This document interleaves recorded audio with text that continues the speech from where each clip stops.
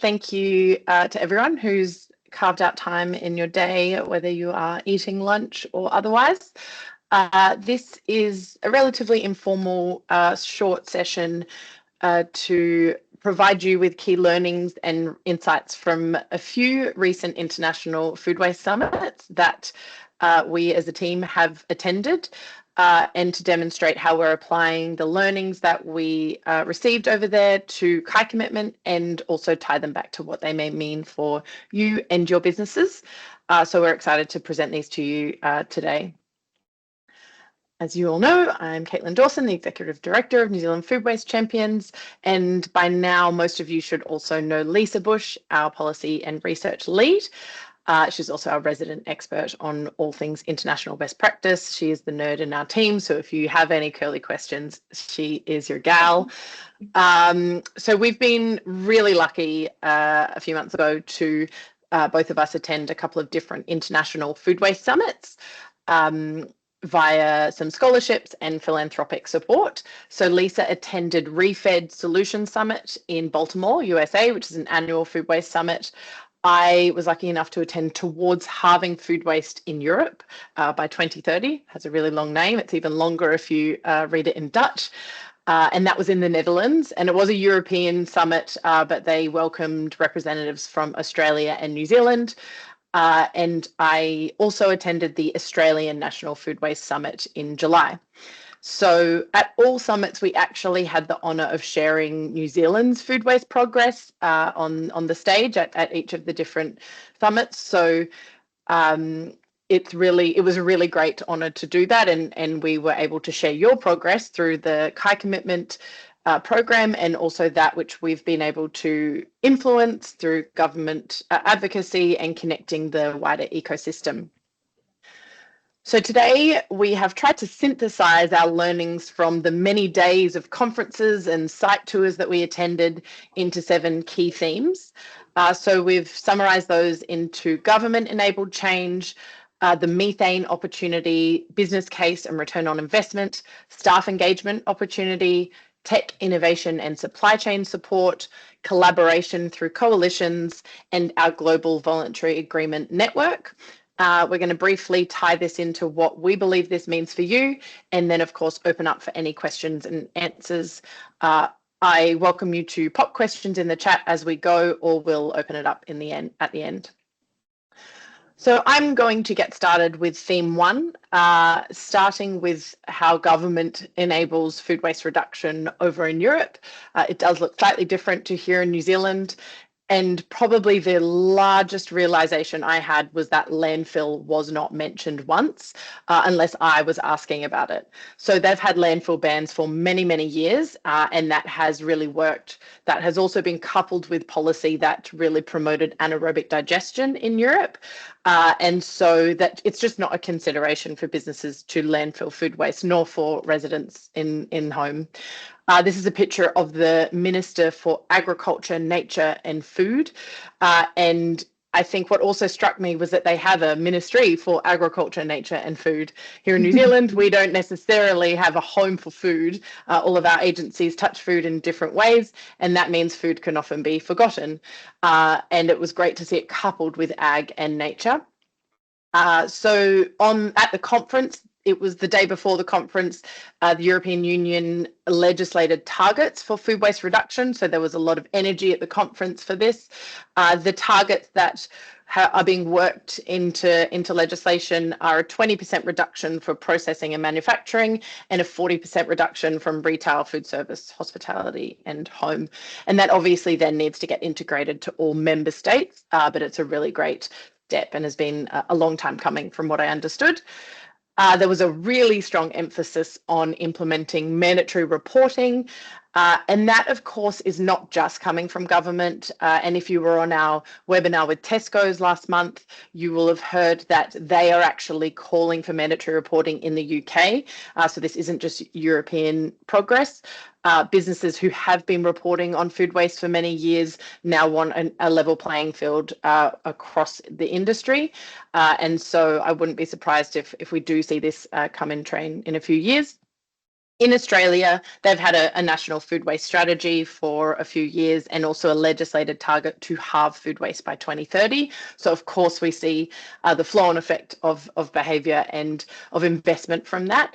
At their National Food Waste Summit, it was announced that an incentives bill was being passed through Parliament or being tabled at Parliament, and that is to promote the donation of food and for food businesses to receive incentives. So that's still a live bill, and they're still working on that being passed. So it's a few, I guess, key highlights as to how government is enabling progress internationally. Okay, and so the second theme is really from the US. And my experience in the conference at ReFed was that a lot of the focus was on methane. And that is really because the US had done some nationwide research to find that in the US, 58% of the fugitive emissions from landfills were from food waste. And so they have launched in the US a new national food waste reduction strategy. And the focus, well, one of the top three focuses was about food loss and waste, but specifically coming from the methane emissions coming from landfill, along with agriculture and natural gas. So that was that's a really strong focus within their national strategy, which is new. And so they are in the US quite a long way far behind the Europe situation where, as Kaitlin said, they're sort of not really talking about landfills. US is kind of closer to us where they are really just realizing that they need to invest in the investment in the infrastructure to avoid landfill. And so the key sort of I guess the plenary speech was from Secretary Vilsack, who you can see in the picture there. He's the Secretary of Agriculture. He's a huge champion for food loss and waste reduction being part of the the success of the economy, and the focus is on prevention of on-farm food loss and then institutional waste. So they've got big kind of university programs looking at how to reduce it out of the university halls, etc. Supply chain through their voluntary agreement, and then some behaviour change, investment in behaviour change research, and then the consumer campaign, the cost of a consumer campaign. And so, as you can see there's a huge injection of money going in to food waste reduction in the US, so 60 million in total under the Biden-Harris administration. And the other piece of news out of the US was they have launched another voluntary agreement, which is called the US Food Waste Pact. They've got 8 signatories at launch, so still pretty small, but obviously that will take off reasonably quickly, we imagine. And the Pacific Coast Food Waste Commitment, which is pre-existing and who we know pretty well, they will work alongside and potentially even merge into the US Food Waste Pact. And the Pacific Coast Food Waste Commitment is 14 members, and they posted 28% reduction of unsold food within their retail signatories for the 2019-2021 period. And this, going back to the methane theme, is a 30% decrease in emissions. So that was a big deal because they had, even though their commitment had been running for some time, they hadn't posted a reduction before. So that was a really positive announcement. So we think that, these messages out of the US are really affirming for our focus on prevention, our call to action around methane and getting food waste out of landfill, and also just for the validation of the Kai commitment and the fact that the voluntary agreement program is still considered to be best practice, and new ones are starting, and I can talk to that in a little while, and they are based on the Target Measure Act framework, which we have in the Kai commitment. So moving on to what this means for businesses, I've already mentioned that businesses are taking a leadership role coupled with, I guess, government support. At the European Food Waste Summit, the Consumer Goods Forum launched a report on driving emissions down and profit up by reducing food waste. And there was a really strong emphasis, the narrative was really strong across the whole conference on the return on investment for businesses, which we don't see as much here because we obviously don't have that data and we don't have that kind of social norm that's been built around businesses transparently talking about food waste reduction and the benefits that they see from that, which is what we're working on in Kai Commitment. So this report highlighted the economic impact of food waste being 25 to 50% higher than what businesses currently measure. And that's speaking to the upstream impacts, not just the food ending in landfill. And they've equated the opportunity at about $10 billion for their members that are within the Consumer Goods Forum. Back in the US Solution Summit that Lisa attended, they had a really strong narrative around job increases and the number of jobs that will increase from the focus on food waste reduction. So again, it is really interesting to see the different framings that each kind of country take to get it on the agenda in different kind of government agencies and within their strategy. And across the board, we really saw that framing converge between climate emissions reduction and the economic opportunity, which again is what we're working with and playing with to get food waste higher on the agenda here in New Zealand. So I think for us, it's a strong signal to really try and quantify that economic opportunity that is food waste reduction that businesses overseas are reporting quite transparently. Okay, so the fourth theme I took from the US was this real excitement around getting your culture and your staff engaged in food waste reduction so it becomes business as usual.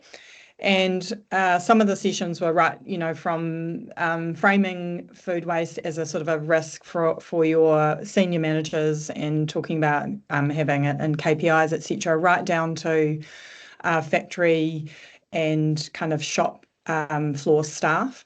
And so the two really kind of powerful case studies have come out of Pacific Coast Food Waste Commitment, and they have a third one coming actually. And they have now developed a sort of I guess it's a best practice kind of formula, I guess, that they are now using across their signatories. And because it's been done 3 times now, they've managed to have a sort of a proven model and an ROI. Actually, it's come out of a consultancy called Triple Win, who specialise in this behaviour change and culture change within food businesses. And so just quickly running through the elements, always starts with an induction video, and this is personalised, customised for each workplace, given the language barriers and the different tones that need to be hit, or the different areas of interest, or whether it's a manufacturer or a retailer, etc. And then talking to the staff and engaging the staff on what their value proposition is for reducing food waste. So whether it's an environmental concern or whether they're interested in saving money, like for the Bob's Red Mill factory workers, they are all owners of the business, so they're all shareholders, and so they're really interested in the sort of the economic savings that can be made, profitability, etc. And then whether or not it's a social motivator for people to see more food being donated instead of wasted. And then the Gemba walk is walk the line methodology that's used, and it's as you all know, just walking the sort of the supply chain, the internal operational lines, and making sure that they've captured all kind of drivers across those processes and decisions. And then the other thing that they do is they gamify the finding of the drivers, and so they'll have staff competitions around. This one here you can see on the right, they've done like a sort of a detective find the food waste drivers kind of game, and just to, again, is just an engagement tool. And then they have prizes, etc., So the staff idea capture platform is really important, whether it be manual kind of putting ideas into a shoebox, or whether they have a digital data collecting platform where they have ideas and then they can keep them, I guess, and rate them and that sort of thing. And in each of the case studies, they have chosen a low-hanging fruit option to pilot, and those have both produced results. So in Bob's Red Mill, they had 78% reduction in loss of product by just doing a simple equipment fix on some scales. And then in Cozy Shack, 74% reduction of a product just by making sure that a particular shape of spatula was used in order to scrape out the product from the equipment. So simple things. Obviously there's a lot harder things as well, but from your staff, they're your experts, and so they're going to pick up even the small things that they notice through their roles. And so I guess the takeaway is that staff engagement is kind of a really easy thing to do with food waste reduction. There's existing resources, and I encourage you to go and have a look at those case studies for some more detail. And I think it's good to note we've met with Triple Win, who are the consultants that delivered that, to explore the opportunity of what it could look like, bringing that methodology to Kai commitment signatories and to New Zealand. So the theme here is tech and innovation. It actually should be theme number 5, so that's a typo there, and supply chain support. So in Europe, tech and probably across the globe, tech has been invested in seriously by businesses. I was lucky enough to visit GS1 in the Netherlands, where we were able to see the life cycle of an apple from the orchard all the way to the retail shelf and everywhere in between, and including recipes and transparency and other information for customers. So GS1 really has a vision, you can see from that image, of the digital product passport to transparently show the CO2 footprint, traceability across the supply chain, and to educate consumers. So I know we're looking at this outside of the world. I know Woolworths has launched it in the North Island, I think, on some own brand products, and a few others. We've talked about the opportunity of what this means once it really gets up and running. But this was a really key focus of the European Food Waste Summit. They had other tech. Albert Heijn, which is a major retailer in the Netherlands, have launched something called Scan and Cook, which is essentially AI that looks in your fridge and tells you what you should buy and to help you meal plan and recipes that you can make. And you can see there's some avocado scanning to scan for ripeness to reduce fondling, and there were other elements in food tech as well. Packaging was a really key focus of the Australian Food Waste Summit, and something that I'm keen to bring over here. And I've talked to some leaders over there about holding a webinar on save food packaging. I think it's not a narrative where we're speaking too strongly enough here, and the prevalence of really good packaging to protect our food and to ensure that food doesn't end in landfill or wasted, as it does emit more and more harmful greenhouse gases than the packaging itself. So that was a really strong narrative, and we saw date labeling come up in that, but also using QR codes. Australia and Food Waste Australia and RMIT have actually just launched a new report into date labeling, where they dove really deep into the implications of date labels on consumer or household food waste, which we'll share with you all. That was launched just a couple of days ago. And scope 3 is really driving supply chain measurement and collaboration. I've already mentioned Tesco's, and many of you were at the webinar with Stuart last month, and they have a really strong focus on taking their suppliers on that journey, and also expecting that those that aren't measuring are going to be picked up by the mandatory reporting that they expect to come in. I think we also heard that food rescue is really consolidated through tech over in the UK and Europe. It's just a really easy access kind of solution for their staff when they kind of have apps and networks that they're able to use. So it's great to see that, I guess, leadership take place in that investment.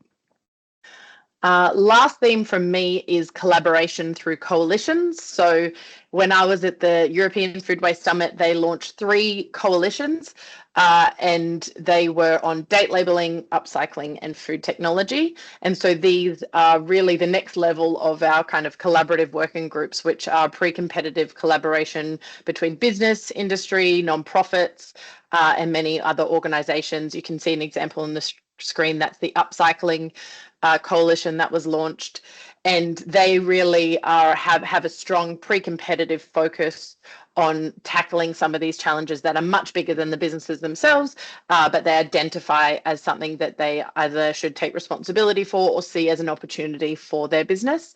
The Date Labeling Coalition was a collaboration with Too Good To Go, which is a company that has actually just launched in Australia, and it will be interesting to see how and when they choose to come to New Zealand. They are a kind of surplus food bag company that works with retailers, but there are also large players in the advocacy space over in Europe, and they have date labels that you can see on the bottom there, which is just encouraging customers to look, smell, and taste. And so the businesses, including Unilever, who are committed to that coalition, are choosing some products to change their labeling and adopt the look, smell, taste imagery, so everyone can kind of just see the same images and I guess move to trusting their intuition.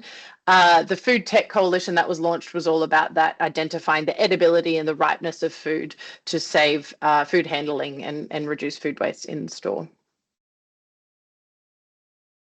Okay, so the most exciting part for me as a voluntary agreement nerd it was to actually have this sort of side conversation with the global voluntary agreement community and to talk to all of the people in the room about the design and the successes and the challenges and the changes and things that have been made to the voluntary agreements across the world.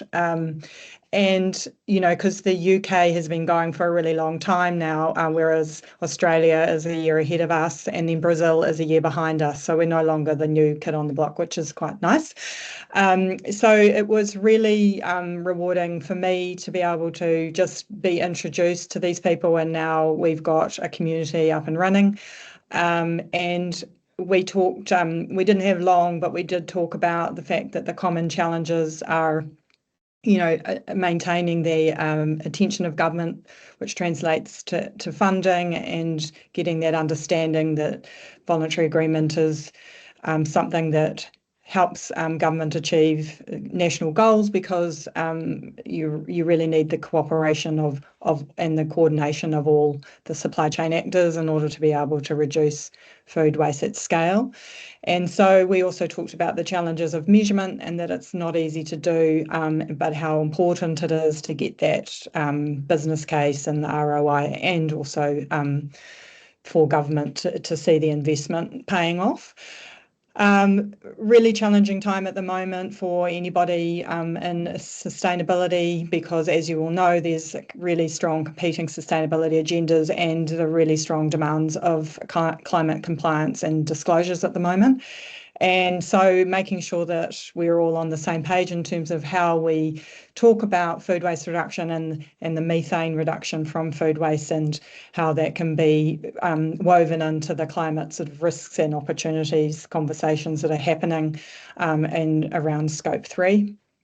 And then also validating to see that the method for collaboration across the world is still working groups, bringing people together across the supply chain to talk about common problems and solutions, and whether or not resources are best placed in working groups or one-on-one support. And, I would have to say, I think the weight of work is going into the collaborative working groups, because that, as I think we know from this group, that's the opportunity that people have, is through this voluntary agreement framework, is to meet with each other and discuss the pain points and the ideas across the supply chain. So I had a few comments from other agreement staff members that the Kai commitment has been really successful in baking our collaboration into our framework. So you'll remember the TMA framework is Target Measure Act, but we added collaboration at the very beginning. So it's always been part of our key messaging, and that was something that I know in Australia they're now trying to sort of weave that in, and it can be more challenging, obviously, to do it retrospectively. So we have some kudos for that internationally, and also I can see that because our agreement is quite small and we all have personal relationships of one shape or form, we know each other, and therefore work gets done through relationships. And so that was really important and really validating, and just having that pre-competitive kind of community of best practice is something that that was well regarded. I know Australia feels that that's something that we have really successfully done in New Zealand. So we've all agreed to share best practice. We've already had some follow-up meetings around how the measurement process can be refined, who's reporting on what to businesses and what is considered to be the most valuable, and then how the food waste action plans are going, and the success of that part of the success and challenges of that part of the program. So overall, we feel, I came away just feeling like we're kind of in touch with what's happening. We're ahead of some, we're behind others, but we, have real reputation and credibility on the world stage. So that for me was sort of the big one of the conference, and I think we will now take this group forward, and Jess is fantastic at setting meetings, and if we have any questions from our signatories, we can put them to the group informally just via email or whatever and find out what's happening, and it's a much faster way to find out best practice than waiting for the research to come out. Yeah, I think that's a great point, is that we have some really strong contacts both in individual businesses and in these organizations that are leading the way globally, which we're able to reach out to. So if there are any particular businesses or questions you have, continue to throw them our way, and we'll hopefully have those answered, while also understanding that not all of the challenges have been solved and we might need to be the ones to solve them. So the kind of 8, I guess, takeaways that we derived that has a strong link to what you're all working on is, I think the number one is that focus on methane. So in our kind of advocacy to government, we have a really strong call to action that no food should end in landfill, and we need that infrastructure across the motu to ensure that businesses and households can divert food from landfill, and that came across really strongly in our emissions reduction plan number 2 consultation submission. And it would also be great for signatories to ensure this is strong in your targets, and you're working with your suppliers and customers on this, and it can be a narrative that we all adopt, because I think it's one that we all tend to agree on. And you're all working on that. So it's great that you can be seen as leaders in that space. Secondly, the signals really are showing that we need to measure our food waste in order to report adequately on scope 3. And obviously we're very fresh in this element in New Zealand, but really to understand that emissions reduction opportunities across the supply chain, food waste is kind of a low-hanging fruit and plays a vital role in that. From our side of the house, as Lisa mentioned, we're continuing to build that international best practice into Kai commitment, and we felt very validated in each of our kind of international experiences that we are really doing that, and also leading the way in that collaboration piece. Number 4 is that we would love you to work with us to continue to prove that we can have the impact without the need for regulation. The signals are that regulation is likely coming, and the more it happens over in Europe and the UK, the more signals that will take place here. But I think a voluntary agreement, the purpose of it is to show that businesses can achieve impact without the need for that. As Lisa mentioned, we will have a continued and renewed focus on collaborative working groups, and we hope to, I guess, launch more of these that are more about sharing best practice and bringing your learnings and challenges to the table, and this can look many different ways. And the other element that we would love your help on is to build the case for action for return on investment for food waste reduction in New Zealand. Obviously, most cases for action that we see internationally are from businesses that have been doing this for a long time and that do have a lot of data. But this can be done anecdotally. We hear snippets, we hear comments, we can use stories and anecdotes, and then start to move towards the world of using data and using ROI to prove that this is investment business should make and government should set as a priority. An easy win is absolutely staff engagement, and we have heard from most of you that this would be a priority for you, so it's something we're considering putting forward as the next kind of collaborative working group next year, because there are some real clear wins with this, not just in food waste reduction, but in being a great place to work and ticking a lot of other boxes that all of our businesses have. And lastly, an encouragement to lean into tech that is available to be a leader in the New Zealand market. So that is it from us. I think a real wonderful experience was that the story we have here is quite compelling, and we have made a lot of progress in 3 years. So there is momentum now to really keep ourselves on that international stage and even jump ahead in some places. And that food waste reduction really does have the potential to enable our exporters to be on a level playing field and to bolster the New Zealand Inc. story. So we're really grateful that you're all on that journey with us, and hope you've learned a few things today. If anyone has any questions, please do raise them now. If not, you know where we are. Hi, Kaitlin. I've got a question. Andrew here. Just on the ROI, I think it was the first agenda item 3 of 2. Sorry, I have to go. I lost my ability to count this morning. That's all good. Hey, just on the business case for the pricing of methane emissions from a landfill.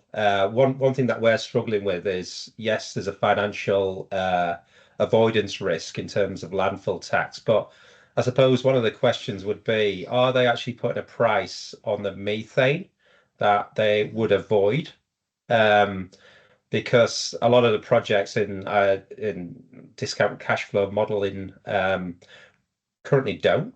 And obviously it's different in the EU, where there is a price on carbon and carbon equivalents. But yeah, I'm just keen to see if in that business case, they were actually putting a price on, let's say, a ton of methane avoided. In the Consumer Goods Forum report, which I'll send through to you, they did quantify the $10 billion is of total productivity and of carbon value for their coalition members. I can't quote the methodology to you, but they must have it there. So yeah, it was certainly on a topic in the EU. I'm not sure how widespread that is. Lisa, I don't know if you have any insights on that. Could we ask, just as a coalition, can we ask for the model that they used, and even the model that the Europeans are using to actually get these projects over a hurdle rate? Because at the moment, no one's pricing in carbon in this area. We're connected with Consumer Goods Forum. I can certainly ask Rosemary for that methodology, and potentially we can have a webinar on that if that's something that's of use. But I'll come back to you on that. I know Australia are looking at that too, Kaitlin, in terms of their carbon project, but it will be, it's a wee way off. Yeah. And then the other one was number 4, which was the Gemba and things like that. So one of the points I would make is that seems to be quite a lean approach. So yes. Whether or not we want to approach an American or any other solution provider, when we've got a lot of solution providers within New Zealand, it's just not necessarily well coordinated. So things like Better by Lean by Callaghan Innovation, that's something that a lot of industries have tapped into here. But it did seem like they're taking a very much a lean philosophy approach in terms of how they want to reduce food waste. Yeah, I agree with that. Absolutely. it's definitely not a new thing to lean your operations. I guess I think the unique thing there is the gamification and the real leaning into the staff ideas and things like that. But 100%, yeah, that's something that we could definitely use a local provider on, and people do already, but they do, but not very well. I would say, because it's so fragmented, and every lean solution provider has a different agenda. yes. So whether that's cash saving or whether that's culture building, the two don't necessarily combine well. So it's about choosing the right one.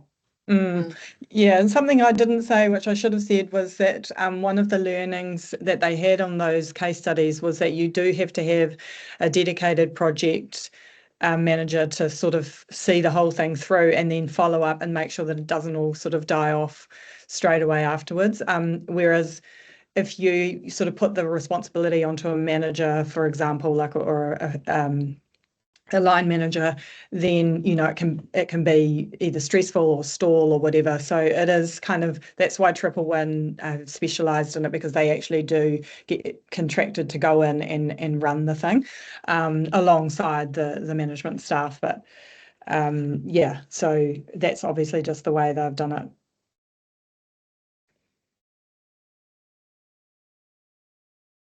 Thank you. Thanks, Andrew. Cool. Well, if no one else has any other questions, feel free to go enjoy your day. We will